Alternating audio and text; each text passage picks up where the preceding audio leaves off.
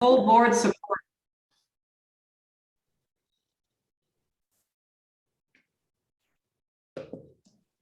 Okay, so maybe we'll just open it up, but we'll wait till we have a few more attendees.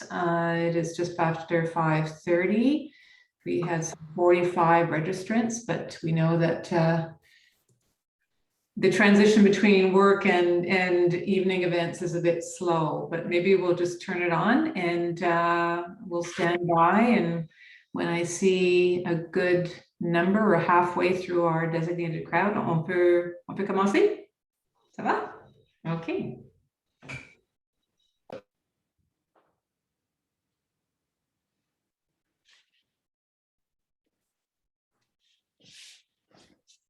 C'est pas comme avant quand on avait des rencontres, puis là, on avait le temps de faire du chit-chat, puis un petit peu de networking en attendant que tout le monde arrive. C'est un peu différent en ligne. Toujours. Mm-hmm. Toujours. Mais il nous reste encore du temps pour faire de réseautage, de networking après la présentation de Sarah aujourd'hui. Mm-hmm.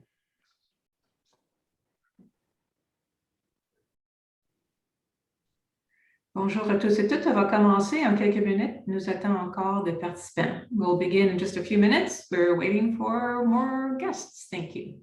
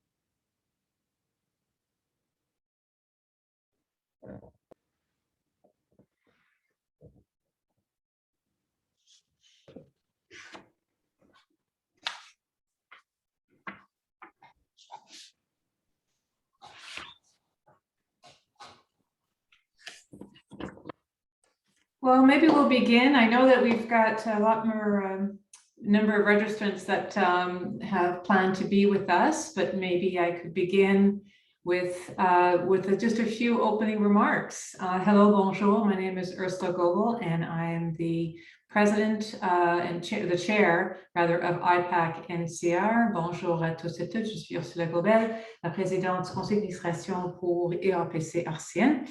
Bonjour and welcome to our NCR season opener, yet again in a virtual environment. Here we are. We were hoping we could, of course, have done this in person, but we must keep our hope. And next year's season opening event will hopefully be in person. But we do have a program that will allow for networking with each other. We have numerous board members with us tonight, and we highly encourage you to stay right through and have that opportunity to connect on a one-to-one basis in a smaller environment. I would like to begin by acknowledging that IPAC-NCR's operations are situated on the unceded and traditional territory of the Algonquin and Anishinaabe peoples. And as we are meeting in a virtual environment, we do recognize the importance of the land. And from coast to coast to coast, we recognize the traditional lands of all First Nations, Inuit, and Métis peoples who call this land home. Pour ce soir, nous n'avons pas la traduction simultanée, mais soyez à l'aise de vous poser vos questions, commentaires, discuter ensemble dans l'ordre de votre choix. We do not have simultaneous translation for this session, but please feel free to speak in the official language of your choice throughout the evening. C'est une période très excitante pour IAPC-RCN car nous continuons à tirer parti de la conférence nationale. There is much that we learned through the respective sessions of the conference on the key themes of reconciliation with First Nations, Inuit, and Métis, governance and policy making, technology and service delivery, and an inclusive and enabling workforce. And these are topics that continue to be of high relevance to our community and ones that will continue to be addressed through our upcoming events and activities throughout the year. And this begins today, in fact, as we are building on several sessions that were held at the conference on the theme of an inclusive and enabling workforce, including an excellent discussion on supporting diversity, equity, and inclusion in the public service. Alors, nous sommes ravis d'accueillir Sarah Paquet, la directrice et présidente directrice générale du Centre d'analyse des opérations et déclarations financières du Canada, comme conférencière principale sur le thème. Pour être réellement inclusive, nous avons besoin de la diversité et de l'équité. Sarah has kindly agreed and accepted our invitation to stay with us throughout the networking session. So you'll have the opportunity also to have one-on-one discussions or one in a smaller group discussions with Sarah in the networking sessions after this. Again, feel free to pose any questions or comments in the language of your choice. And with that, I will pass it over to Sarah. Sarah, à vous la parole. Grand merci, Ursula. Merci. Bonsoir, bonjour tout le monde. Je suis très heureuse d'être ici avec vous ce soir. And I'm also on the unceded territory of the Algonquin and Anishinaabe people. So congratulations for joining the program. Je suis très contente que vous soyez là parce que parler de la diversité, l'équité, l'inclusion, c'est quelque chose qui est très, très intéressant et important pour moi. Puis, si vous avez joint la discussion ce soir, c'est que ça l'est pour vous tout autant. Puis, on a tellement à faire dans ce domaine-là que plus l'équipe est grande, plus ça vaut la peine de continuer, puis de continuer à se motiver un et l'autre pour continuer la bataille. Alors, I don't think I need to remind you of the context of why we're talking about diversity, equity, and inclusion. We are in the long and painful journey of reconciliation. Very few times in my life, I had to say that I was ashamed to be Canadian. This year was a year where I did say to my international colleagues that I was ashamed to be Canadian. It's one thing to know. It's something else to know that you always knew. And at least now we're talking about it. Black Lives Matter. Like, we all know how many tragic events happened before George Floyd, but at least now there's a real movement and we are all seized to make it better. We're still facing a global pandemic that is hitting different people differently. And we all know that marginalized people are, again, more touched by the pandemic. On a eu l'appel de la greffière pour l'action. So the clerk called to action. So there's a lot of reasons for that, but I think it's, tone from the top, that's getting traction. And all deputy ministers had to roll back to the clerk and say what we were doing for diversity, equality, and inclusion. And those letters are posted. Alors, non seulement on a répondu à la greffière, mais on est publiquement tenu responsable de nos actions. Pourquoi l'équité? L'équité, on en a besoin dans nos vies personnelles, on a besoin dans notre place de travail. Ça veut aussi dire qu'on va ouvrir la porte à des gens qui n'avaient pas la porte ouverte avant. Why were those doors closed before? I don't think any of us has any good reasons, but we all know now that we really need to open those doors to marginalized people. And what it means that diversity and inclusion is missing equality. We need diversity and equality to deliver on inclusion.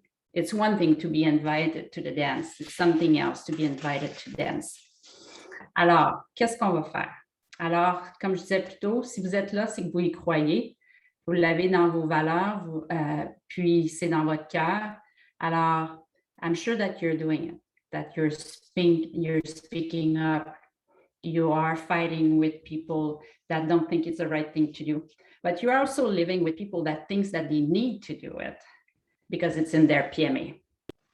Let's face it, some people don't believe in diversity, equality, and inclusion, and we need to work with those people. So at least we can tell them that they will avoid group thinking if they have a more diverse team. Si on pense tous la même façon, on a tous les mêmes idées. Donc, il y a beaucoup de bonnes idées qui ne sont pas venues à la table.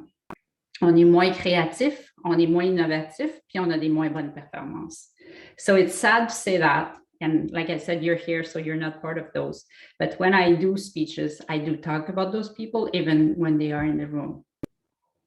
Those of us that are doing it for value, we know we work hard at all levels to have a diverse workplace. Those who don't believe in those values, at least we can convince them that performance-wise, they should be doing it, because at the end of the day, not only they're going to have so much more richness into their team, but they are going to have better results.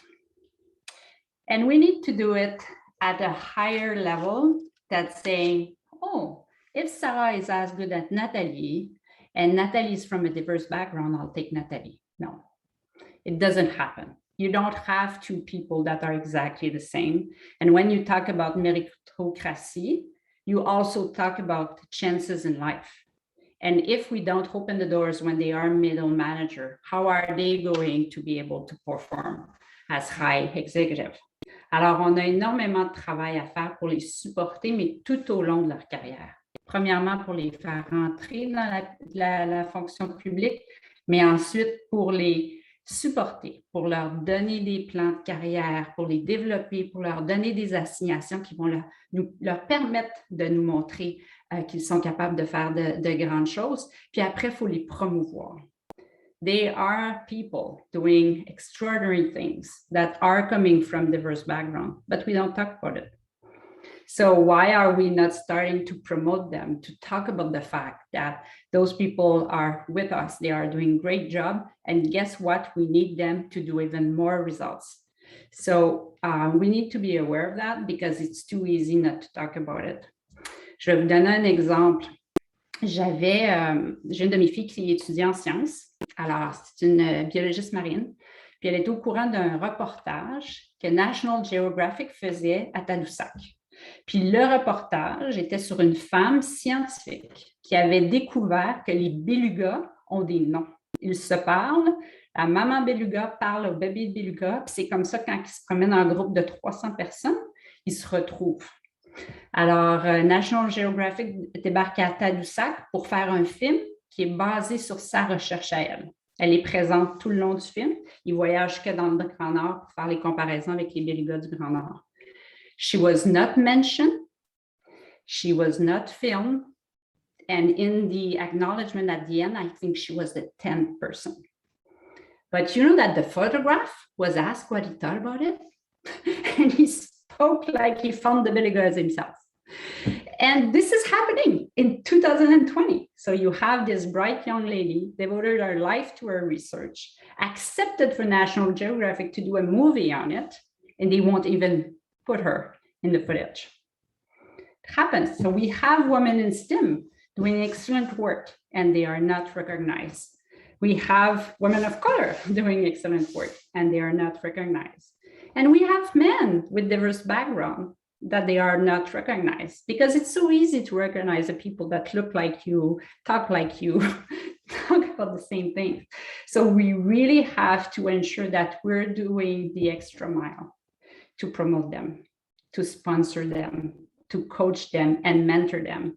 Because it's not about, are they the best candidate for the job today? It's about, are they the best candidate for the job 3 years ago or 3 years in the future? And we really need to bring them at the table to discuss. Mais comment on fait ça? Hein? C'est inconfortable, c'est nouveau, on a peur de ne pas utiliser les bons mots. Well, this is what genuine leaders do. They make mistakes and they acknowledge their mistakes. They are human, they are transparent. Je peux vous dire que je fais des erreurs tous les jours. Puis quand je parle de diversité, équité et inclusion, j'en fais aussi. Puis j'utilise pas la bonne terminologie, puis j'approche pas les sujets de la bonne façon. Mais au moins en le faisant, je pars des discussions, puis je donne la chance aux gens de me corriger sur la façon que j'ai prononcé un mot ou de me dire que j'ai pas utilisé la bonne terminologie. Mais au moins en faisant ça, je m'assure que les gens commencent à parler. And I think if you want to be a strong leader, and I truly believe that leaders are at all levels in an organization, just admit your mistake. It's strong people and confident people that can admit they are making mistakes. And if you are working with all those people that need your help so much, they'll be just fine helping you through it. Alors, qu'est-ce que vous pouvez faire dans votre organisation? Premièrement, soyez un leader. Attendez pas que quelqu'un vous le demande. Vous avez des coéquipiers, vous avez des étudiants qui travaillent avec vous, vous avez des supérieurs, vous êtes le gestionnaire de votre équipe. Take the lead. Put it on the table. Talk about it. Ask questions. Ask people if they are uncomfortable. Why are you uncomfortable? What can I do to support you? What are you going to do to support it? Quand les gens vont puis recherchent du talent, quelle est ton approche pour rechercher du talent? Quel groupe as-tu considéré? As-tu regardé la balance dans ton équipe? Quel genre de talent tu aurais besoin? Puis quand vous faites poser ces questions-là, vous faites réfléchir les gens, puis ils vont peut-être aller un petit peu plus loin dans leur réflexion. À CANAF, on fait partie d'un pilote pour aller engager des gens avec de la neurodiversité. So 6 people with neurodiversity issues are going to join our organization in the next couple of months, and everybody's talking about it. Everybody's excited because they cannot wait to work with somebody who will bring something completely different to the table. It may solve the problems we've been having for years. Il y a aussi l'engagement panel. Some of you may know we started a panel pledge a few years ago for gender diversity, ensuring that when you were to speak to a conference, we were ensuring there was diversity on your panel as speaker and in any places you go. Well, some employees called me a few months back and they wanted to do the panel pledge 2.0 to include the full diversity. And I was so proud that it's an employee lead activities. They want to change the world and they want to use the panel pledge to bring it to another level. So I think it's just demonstrate how we can all be leader, and when we take our leadership, we can really influence others and have an impact. Alors, prenez le temps d'être ces personnes-là, supportez-vous entre vous, ayez de l'audace, puis allez chercher ces personnes incroyables qui font partie de notre environnement. Quand j'ai été nommée comme première vice-présidente à Services partagés Canada, j'étais la seule femme à la table de gestion. 3 ans avant, j'avais été nommée comme sous-ministre adjointe à la même table de gestion. J'étais aussi la seule femme à la table de gestion. J'ai été bien accueillie. Ils m'ont dit qu'ils avaient hâte que je travaille avec eux, qu'ils avaient hâte d'amener des perspectives différentes. Alors, ça a bien été pour moi. Mais en même temps, was I a token? Absolutely. Did they ask me to join them because I was a woman? Absolutely. Did I have any other traits that maybe were interesting? Yes. I have some talents, I have some skills to contribute. But at the same time, I could have said no, and then they would never have a woman at the table, or unless somebody else would have said yes. But when I said yes, I was in their face, challenging them every day. And I think I made a difference for women in SSC. So when some people from diverse group are coming to me and they're telling me they don't want to be a token, I said, A, you're not a token. B, you're probably already better than half of them. C, just go and show them. It's this reinforcement that people need because they're not used to have the door open. So when we open the door, you think there's a reason. Yes, there's a reason. I want you at my table. I want you as a full participant.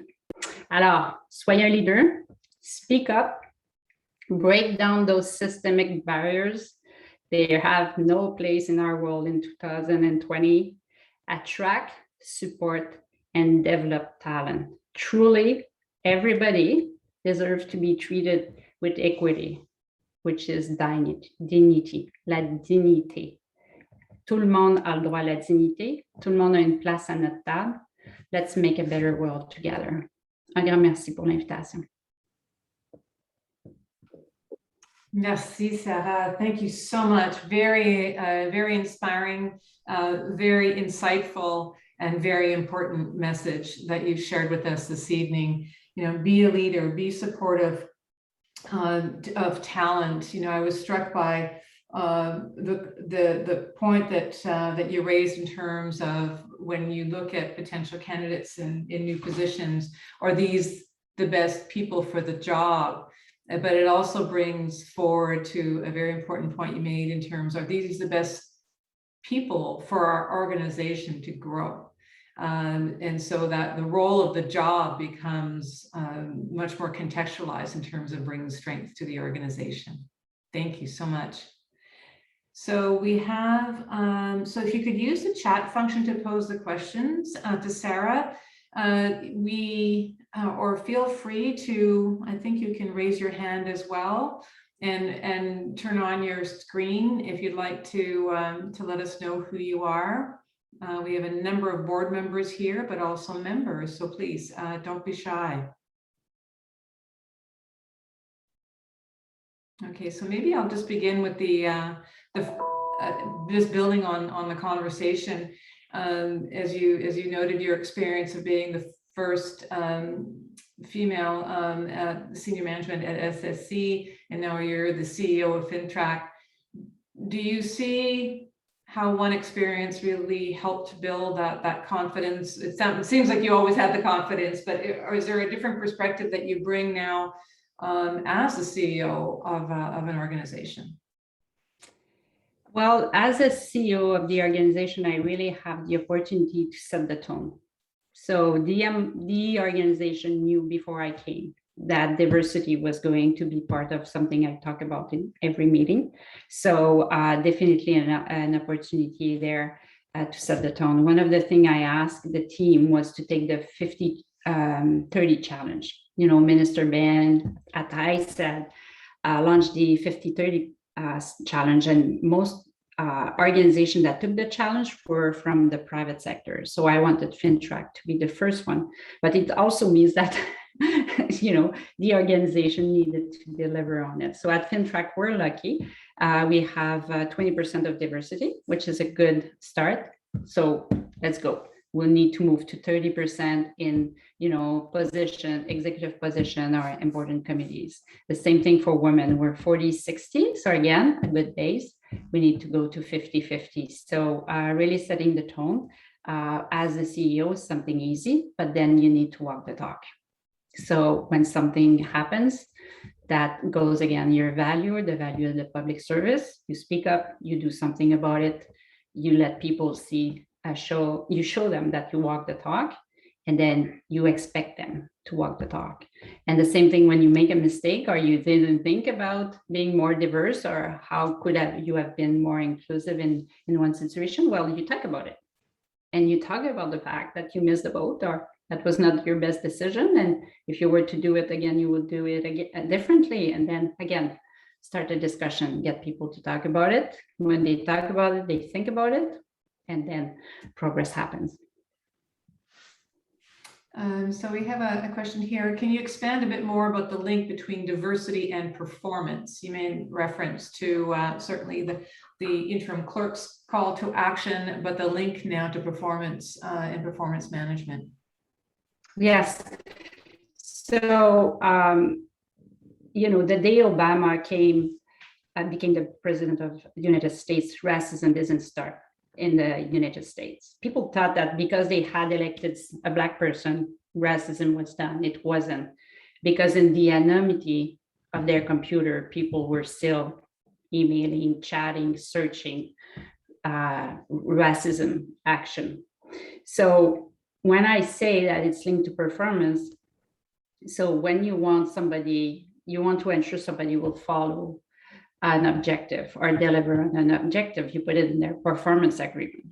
So if I ask you to have a diverse team and you only have 5 white men on your board or on your management team, then you know you have work to do to bring diversity within your team, and you're going to be assessed. So that's quite an incentive for people that it doesn't come to them naturally. But it's also true in terms of results, because when you all think the same way, you don't get the best solution, because it's like you thinking alone. And we all know that we're not as smart as a team. Just imagine if your team is just much more richer in terms of background, ideas, way of solutioning problems, then the solution will come as well. So when we talk about performance, there's 2 ways. There's a result you will deliver, But there's also the assessment you'll get from your manager if you're in the public service, because that's our core value. It's a call to action. Everybody needs to contribute to it if we want to get ahead. We've been talking about it for years and years and years, but until you measure it, it's very difficult to make progress. Yes, and we all have a role to play, in fact, not only in terms of setting policies and business practices, but also building awareness and cultural understanding. Absolutely. Another question for you, Sarah. As a leader, how do you balance your career, your personal life, and passions? Well, they all go together. I'm very passionate about things, and things that are true for me at work are true for me at home as well. But you need to find time for yourself. And for me, during the summer, I love gardening. And yesterday, that was the end of the garden, so that was very sad day. My home, but I like doing sport activities. So that's also a good way to be balanced and resting. If I don't sleep, you'll know right away. I have no resilience not to sleep.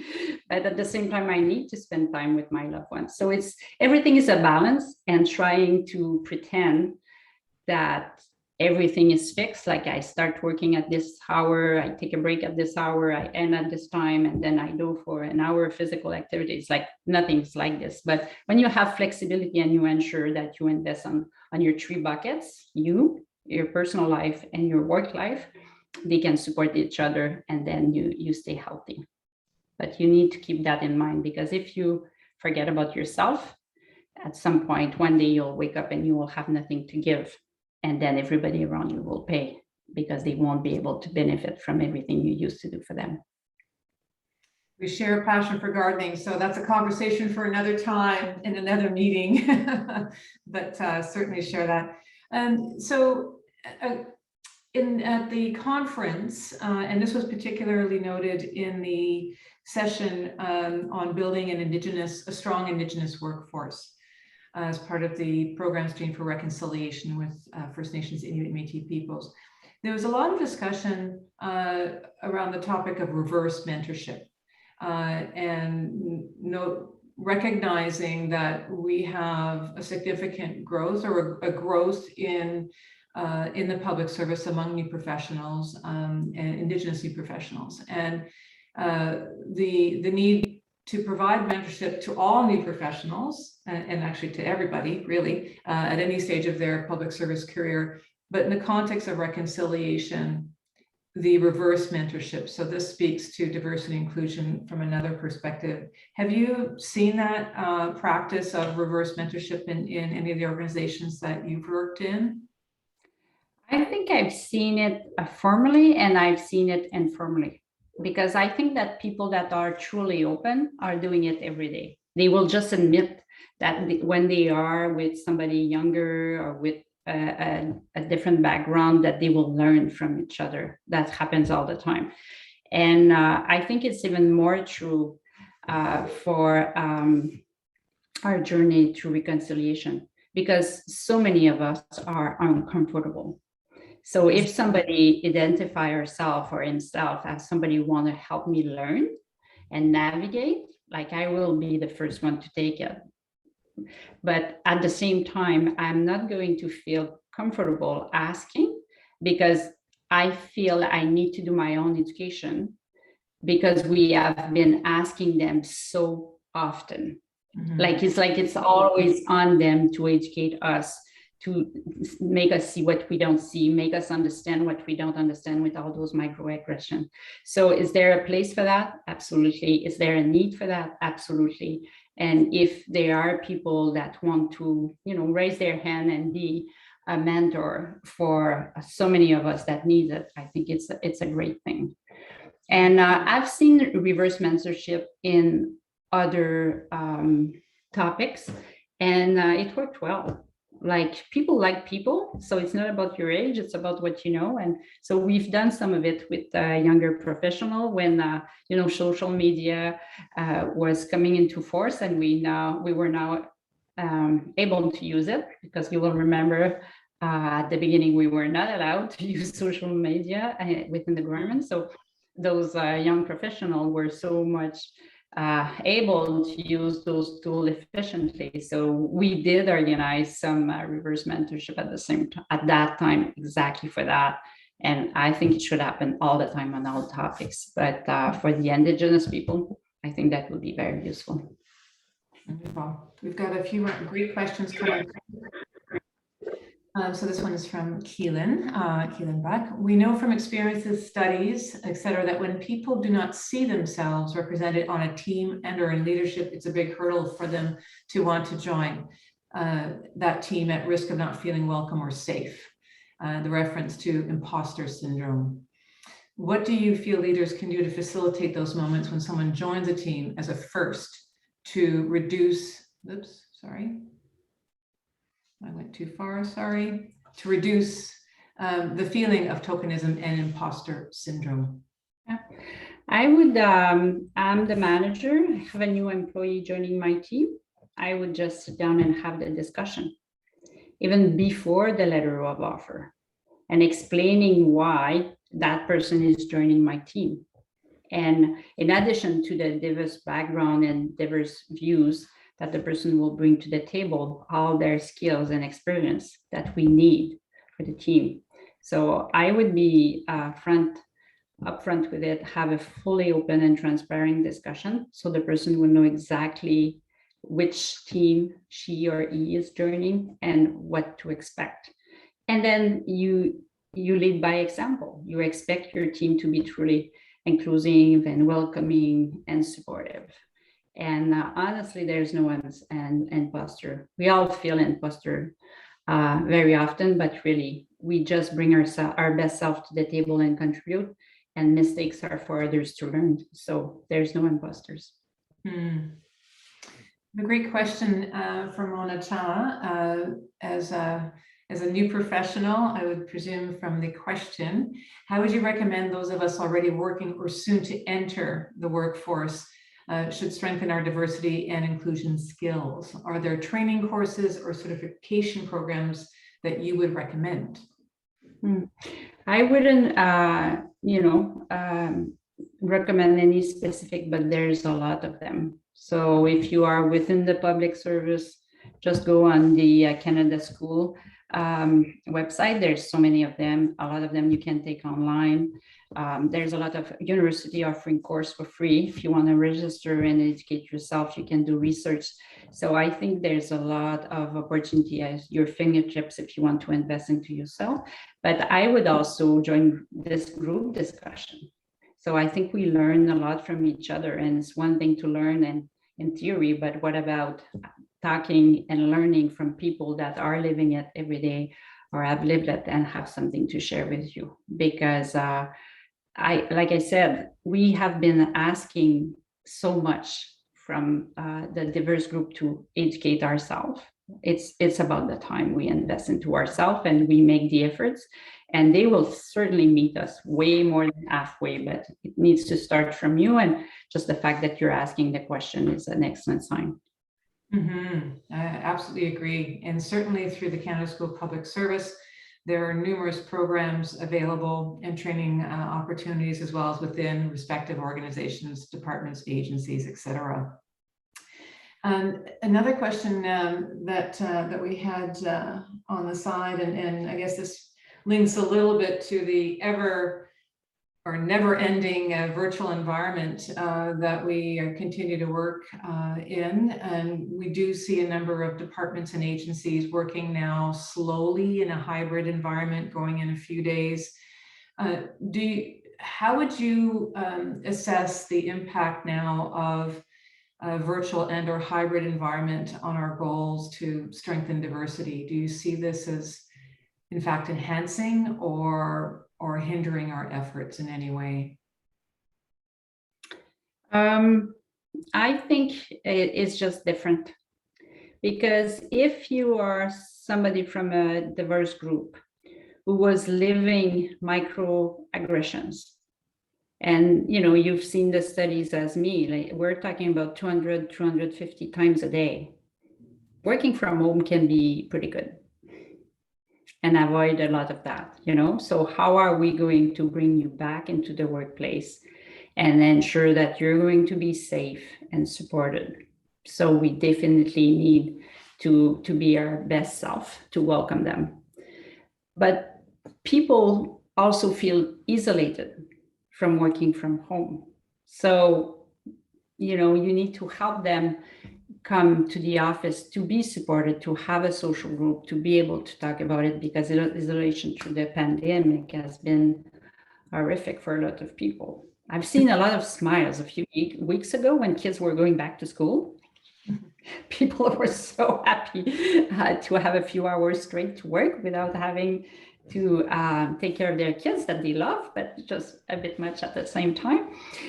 Some people were just alone, and the pandemic made it worse. So we really need to be our best self and understand each other. But one thing that the pandemic did well is, I think, we have a lot more genuine leaders now. Because of the pandemic, people were talking more, checking on each other. And I think our teams are supporting each other way better than they were before. I think the managers are more human, more genuine. So hopefully that will be helpful as well as we move to an hybrid model. But I would say return to work is all about flexibility. 2 days a week for me means half days 4 times. We need to be able to support people because they have different needs, and we need to help them come back at their pace, but it needs to work for both. So if they're happy, we're going to get best result, but it also needs to work for the team and ensure that everybody is taking into consideration. Yes. Excellent words. Be your best self. And I remind ourselves of that each day. Absolutely. Another question. How do you envision the future of EDI in the Government of Canada, in the GC, and what GC-wide changes would you make if you could? There's a supporting comment there. There is systemic discrimination in the public service, and there is also currently a review taking place for the Employment Equity Act. So if you wanted to comment that as well. Mm-hmm. Well, I think we're making progress. I think it will be a long journey, but we need to continue to talk about it, continue to ensure that people understand, get the support, and really walk the talk. And it should never leave the table until it's fixed and fixed for good, and that will take a very long time. We should never be complacent.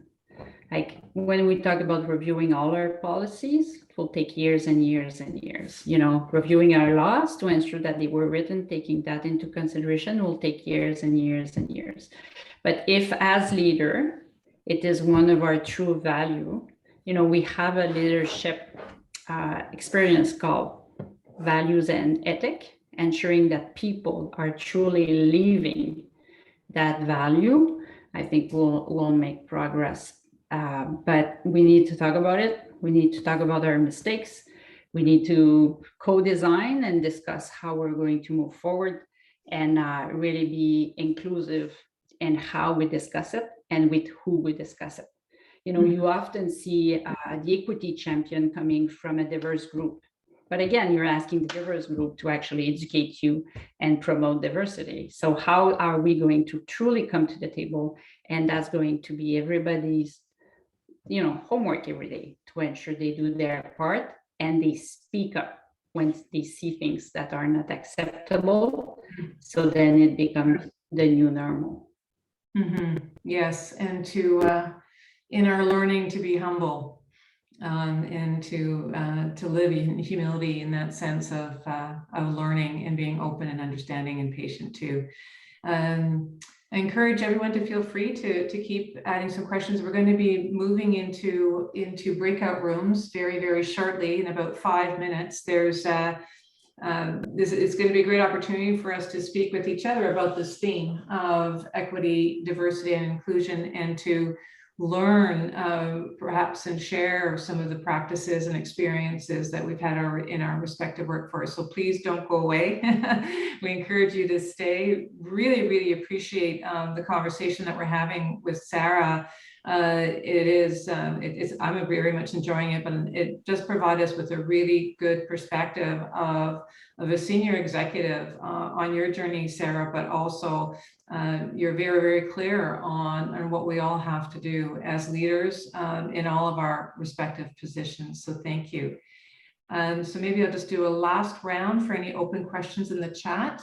And if not, we're going to turn it over to Audrey, who's going to magically place us in different rooms. Encore un grand merci, Sarah. And then we'll come back together at the end with a few closing remarks as well. Thank you. Thank you. Awesome. Thank you so much, Sarah and Ursula. So now we're going to move into the networking portion of this event. I will be randomizing the breakout rooms so then everybody can join. Feel free to network and mingle. We will do 3 rounds, 15 minutes each, so that we can have some good conversations. So I will just get that started here. 1 second, just bear with me. So we'll have a few members per room. So the rooms are now opening. You can see a little message on the side there where you can join the room. So feel free to click that.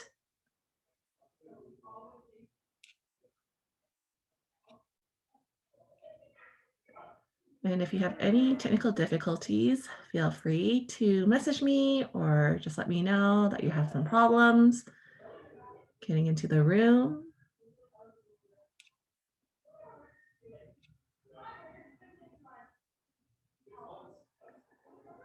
So it should be a button on your top right if you are using a laptop.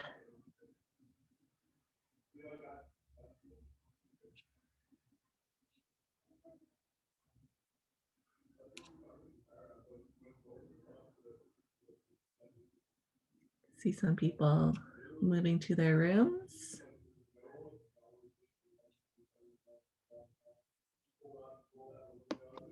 Sorry, I don't see a button at the top right. Okay, let me see. Are you using your laptop? Yep. Yep, okay. Let me try to do this again. Do you see another pop-up that has come up?